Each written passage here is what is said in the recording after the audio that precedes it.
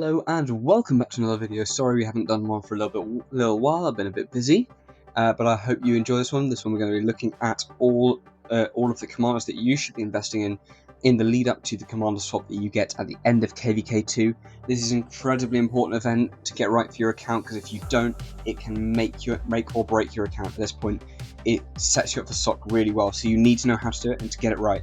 We are going to be going through what you should be doing as a free-to-play, as a mid-spender, as a low-spender, as a high-spender, as a whale, whatever spending level you are.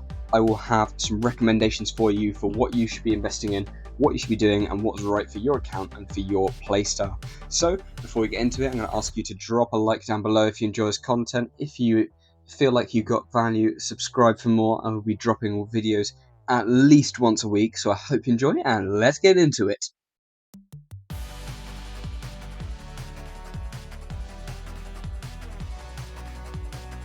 Okay, we are starting off with KvK 1 and we're going to go through infantry first. So as you can see, I have Sun Tzu on my screen. This is the epic Sun Tzu, and he is very, very good.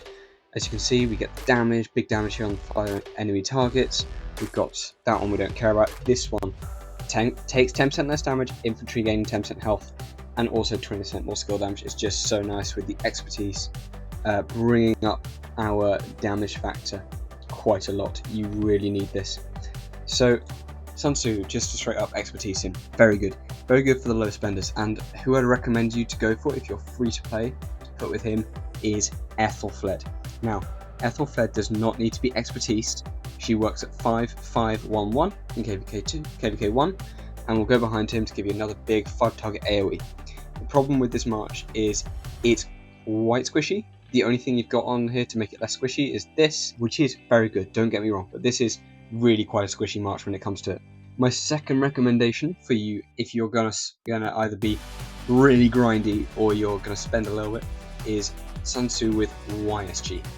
You're gonna see this guy a lot in this video. He is very good. He's gonna come up a lot. So we're gonna deal big damage. We're gonna get some more rage. We've got 50% more skill damage. Do not care, he's an archer commander, we don't care about that. He's just doing big damage, big skill damage, and he's gonna go insane for you. The next march we're going to recommend you for KvK 1 with infantry. This is a little bit more expensive because you're going to be needing 2 legendary commanders instead of an epic and a legendary, is Martel. Martel with Pairings will be the first one. We're going to start by talking about our Martel. Shield factor, this is good in KvK 1. After that falls off, but KvK 1 we like the shield factor. What we really like though is the 30% bonus to all damage dealt for 4 seconds. That is insane whenever you are. 30% all damage is great. Really nice stats here, 15% defense, 15% health, 30% counter-attack damage is insane. He will punish those swarmers. And then once you have him expertise, the stats go up, the march speed. This is insane stats for KvK 1. He's going to do brilliantly for you. I would recommend, for one of his pairings, we're going to put him with Pairings, and you'll see why we do this guy later, because whilst he works good here with a 1400 damage factor, that's going to be increased by the 30% all damage on Martel's skill, and we have 20% more normal damage. We have some good stats here, and he's just a really strong commander. Like, put him behind Martel, he's going to do well. The other recommendation, you might have seen this coming, to go behind Martel is YSG. Martel YSG, very good in the field, would recommend. Okay, on to the archers. We've got a few less options than the infantry. We'll start off with the cheapest ones. We're going to go with Kusunoki. So underrated in my opinion. He's going to deal big damage, he's going to cleanse all of the debuffs. There are quite a few in KvK 1, so this is a very good skill. He's going to deal quite a lot of damage. Damage factor 300 and an extra 250 for 2 seconds. So that's an 800 damage factor to 3 enemy troops. We have, this one is 15% attack, 15% defense, which is really nice. And then we have an Insta-proc. We love Insta-procs. Insta-procs are great. There's an extra 900 damage factor.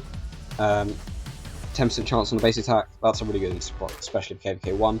And then yeah, the expertise is just increasing the stats. We're going to put him for your free-to-play march with Herman. Herman is going to deal a little bit of damage, 1150, reduce the rage and silence them. That's a really nice debuff. He's got stats on him, 10% attack, 10% march speed. We like march speed, we don't want slow archers in the field. and then we skip the garrison skill and we go to here. 10% more normal damage, and whenever their troop launches a basic attack, it has a 10% chance to gain 100 rage. That's really good. Rage engines are insane. And then this one is just enhancing the active skill. So yeah, Kusunoki Herman, very good for your free-to-play march. If you want to spend a bit, you saw it coming, it's Kusunoki with YSG.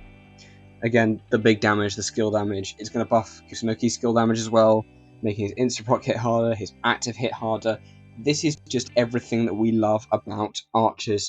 Okay, and for our final march, this is, I would say, probably the strongest march in KvK 1. And I really regret not playing this march, because it is very good. It's a footmost with YSG. He's hitting for 1000 damage factor to 3 targets in KvK 1. He's reducing their healing ability by 30%. That's going to nerf any Richards in the field. He has great stats. 15% attack, 10% march speed, 15% all damage when outside of territory. Chances on you're fighting outside of territory if you're attacking. And then this one, 10% archer defense, 15% skill damage taken increase to your enemies. That's a lovely little debuff. And then this one, he's going to take 10% less counterattack damage. And whenever it's hit with the basic attack, it has 10% chance to deal a 700 damage factor insta-proc. Okay, on to the cavalry. Now, Baibars, where is he? He is here. Baibars is your epic cavalry commander.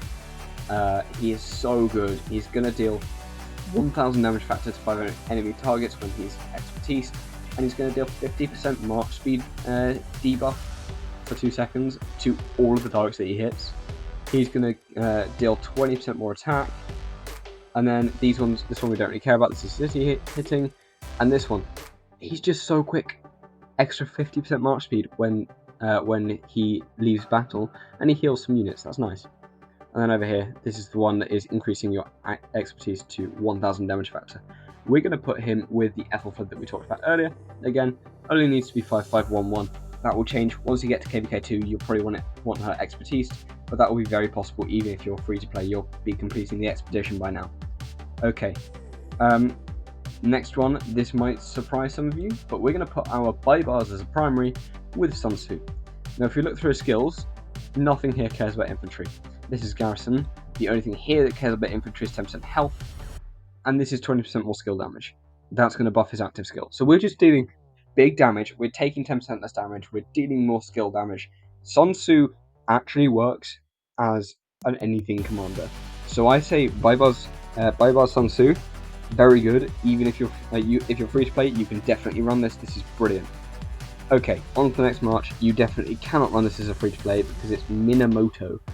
Minamoto is the GOAT of cavalry early game, so we have a big damage factor on the active skill. This is probably the highest single target damage factor at this point in the game. 1400 damage factor with a 75% chance to deal additional damage factor of 600 to the target for the next second for every 2 seconds. That is with the expertise though. Then we have 10% march speed, 20% cav attack. That's nice. This one we don't care about. It's the barbarians. This one is brilliant debuff. When it launches a basic attack, it has a 10% chance to increase the target's damage received by 30% for 3 seconds. That's such a good debuff, especially if you're running multiple marches. This is beautiful, and we're just going to be murdering anything we hit. So, I said it costs money. How much does it cost? Now, you have to get him from VIP. I believe in dollars it's about $200. In pounds it's about 180 something pounds. So it sounds like a lot, but when you think if you're going to spend money to buy to fully expertise any commander, this is cheaper than just buying all of the Writer of History bundles to expertise a commander. It's the cheapest straight money to gold heads ratio in the game. And he will last you KvK 1, he will last you through KvK 2. Do not run him in KvK 3 though. From that point onwards, you're going to be using him for forts forever. I'm still using him for forts every day. He murders forts because of the skill that just 50% more damage, 50% all damage versus barbarians, murders the forts. So if you're investing in him, be aware, only viable in the field for KvK 1 and 2, but he is insane. And we're putting him with Baibars. as I said earlier, Bybar's just great. Doing those 5 targets, epic. 5 target damage. Makes this march slightly cheaper, as Bybar's effectively any epic command is free in the early game, because you can just expertise probably 3 or 4 epics even as a free to play in the early game. So Bybar's is free to you. The final march that I've got down here is Minamoto with, you guessed it, YSG. The skill damage is going to increase the skill damage that Minamoto deals massively, and then you're just sticking a massive AoE behind him. The one problem is, with this march, it is a glass cannon, but realistically the damage output is going to outweigh the damage that it's taking. It just deals so much damage that you're going to be able to outdamage the damage you're taking. So it is an insane march. It's quick, it literally hits like a truck, so it's brilliant. The one caveat I have down here is for the newest commander that we see in KvK 1 now. I have him unlocked, but I haven't done much with him. He is Legendary Pelagius. Now, we haven't seen much testing with him in the field because he's very new, but from what we see, he's probably going to be good in the field. He's dealing big damage factor. He's doing 1000 damage factor to 3 targets, reduced by 15% obviously, and he's gaining 50 rage every second for 3 seconds. That's a lovely rage engine on the start. We like this start skill. The next one is 20% defense, 10% march speed, so he's going to be quick. He's going to be tankier. The next one is garrison only, so we don't care. And the next one is if it's containing only cavalry units, so it will. Its basic attacks have a 30% chance to trigger the following for 4 seconds. So we're healing units, 200 every second for 4 seconds, so that's a total of 800 units healed, as well as dealing 20% all damage. That's insane. The expertise, it's just increasing, it's just buffing the start by dealing an extra damage factor 300, which is great. This is beautiful. Pelagius is probably going to be good, but I'm not going to say he's definitely going to be good because we haven't seen him in the game. But I think we can tell from the skills, he will probably be very good. Where do I think he'll go? I think he can go with Bybar's, he can go with Minamoto, he could probably go with Sun Tzu, he could go with YSG, definitely, because YSG goes with everyone. He can pretty much go anywhere. You could probably stick Ethelfled with him, but realistically you want him secondary because you're running cavalry, garrison, support. I probably want a skill tree on the primary just to make him hit harder. I like the skill tree more than the support tree still. I know other people don't, but I think I like the skill tree more. So I think you're going to want to put him behind Minamoto or behind Bybar's as your top options. Let's make a start on the KvK 2 pairings. So we are keeping Sun Tzu YSG, Martel YSG, and Martel Pairings as pairings that can work. Now these are going to drop off a bit with the new commands we're getting, but Sun Tzu YSG is going to be your weakest. It's still quite squishy, but it will deal a lot of damage. Martel YSG, a little bit less squishy, going to deal a lot of damage. Martel Pairings is probably the tankiest of them all, and will deal the least damage though. So what we're going to run new. We have CJ on the screen. CJ is incredible, and the first pairing that I'm going to put him with is Pairings. Pairings primary, CJ secondary. We're going to get that normal damage boost, and he is going to buff that smite damage from CJ. This pairing does insane. I would say it's probably your best pairing for infantry in KvK 2. I'd even go as far as to say it is the best pairing of any commandos in KvK 2. This guy does insane, and with Pairings, he's just absolutely over the moon, off the charts. Now, one that I see being under-recommended is the one that I ran in KvK 2 and did really well with. I ran my CJ primary, and I put, did I put secondary? I put, where is he? Here we are, Alexander the Great secondary. Now, Alex is falling off in SOC, I will say that. Liu Che Alex was like really meta March. It's getting less meta now, but as we'll discuss later with the commander swap, you can always swap this guy away and get rid of him.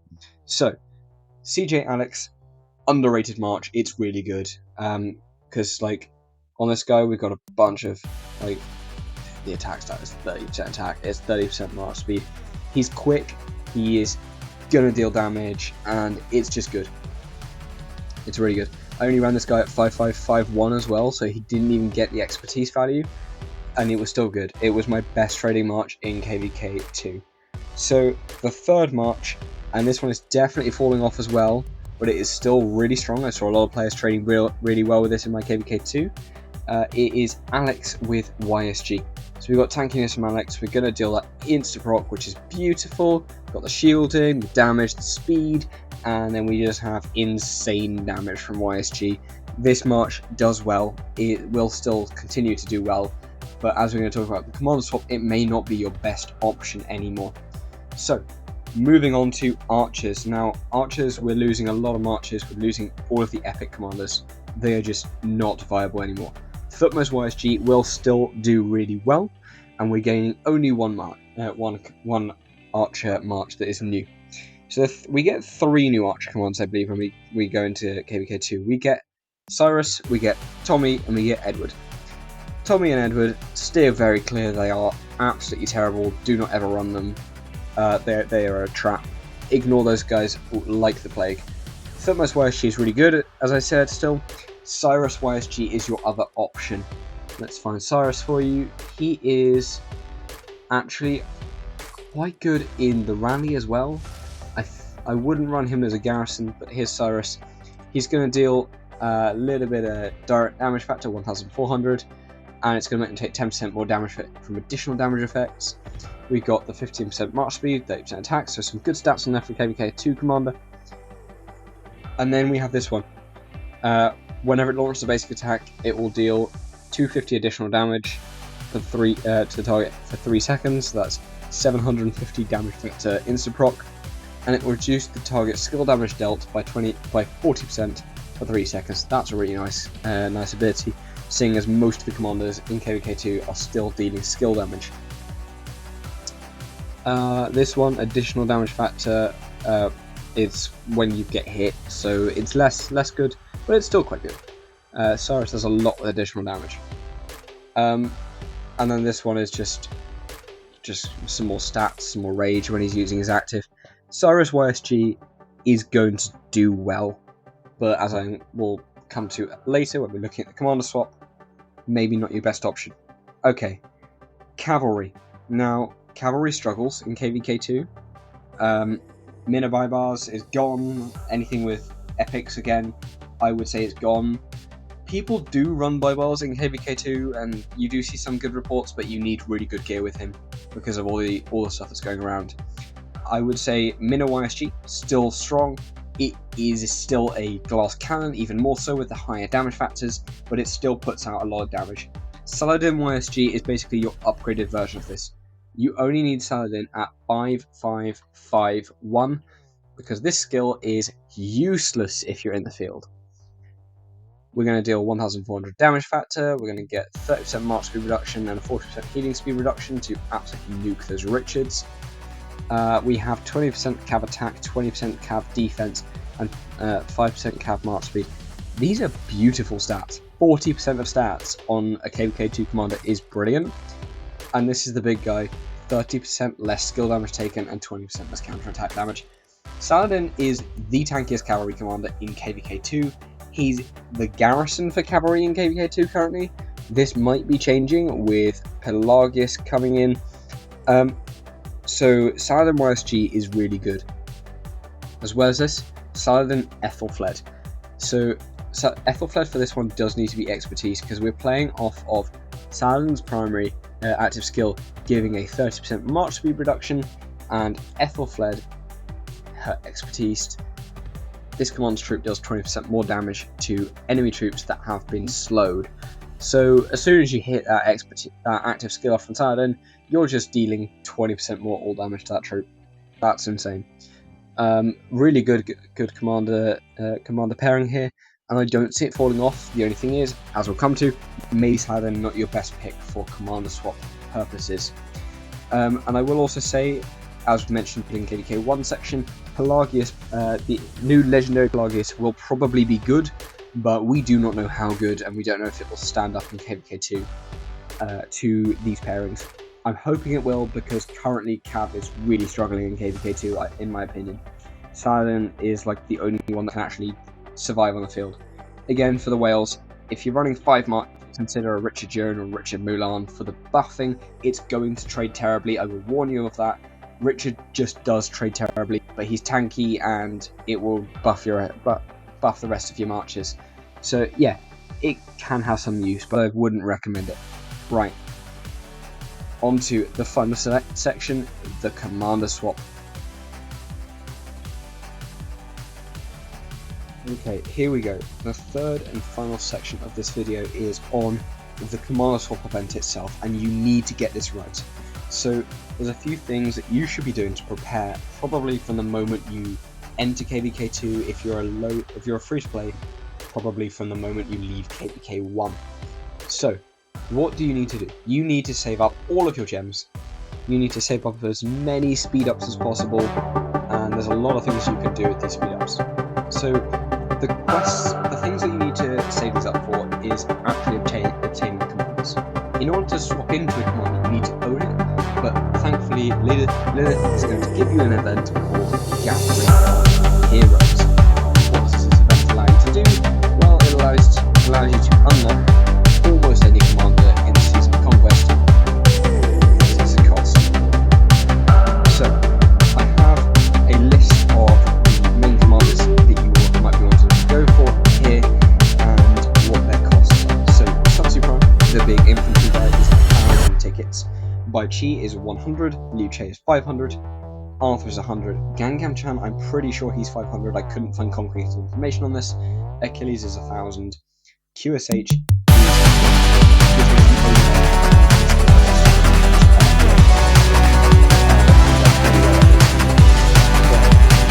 what do we need to get this? Such as Gem will give you some tickets, so tickets, game 2 power will give you some tickets, and then you've got daily quests, Achilles and stuff like that.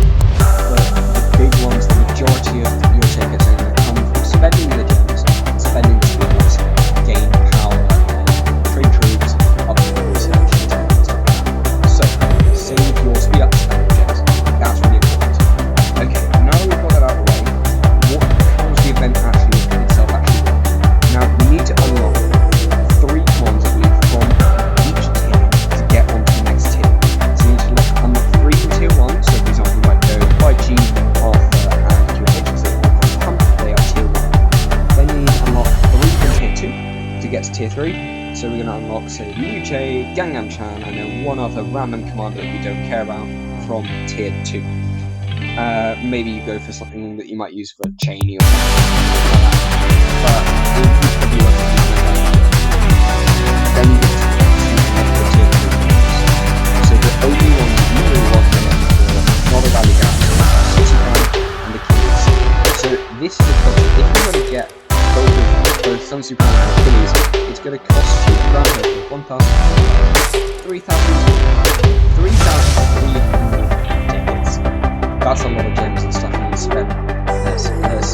So be sure to get saving up really, really quickly. Now, let's talk about what this event means for your commander investment strategy.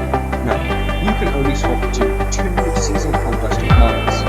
So what I would recommend you do is only invest in 3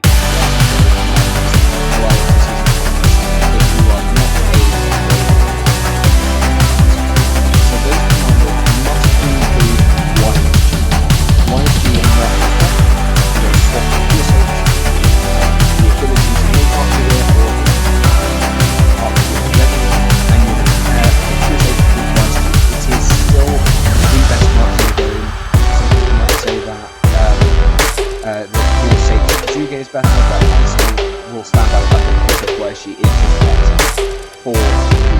So QSH YSG I think is the march you should all be aiming for, which is why I believe that getting a Thutmose YSG march for KvK 1 and for KvK 2 is so strong right now.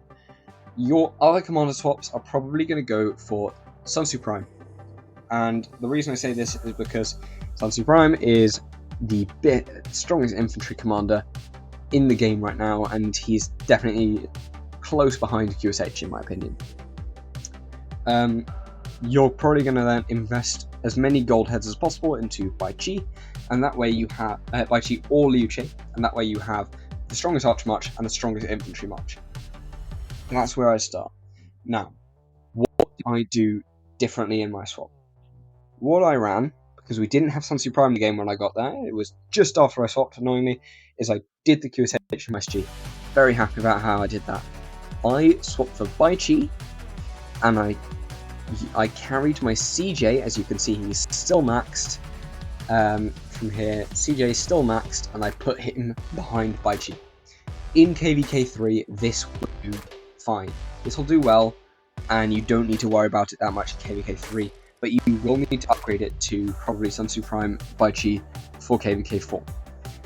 Because CJ is not going to carry that, unless you have insane gear in your African. Then I did Achilles with Gangam Chan. Now, this march, it does work. I will say that. It's a good march and it does work, but it's nowhere near on par with Sun Tzu Prime and QSH. So if you're only going 2 marches, ignore cavalry. And this is why I say that cavalry is in such a weak spot. However, we have new cav commanders coming out relatively soon.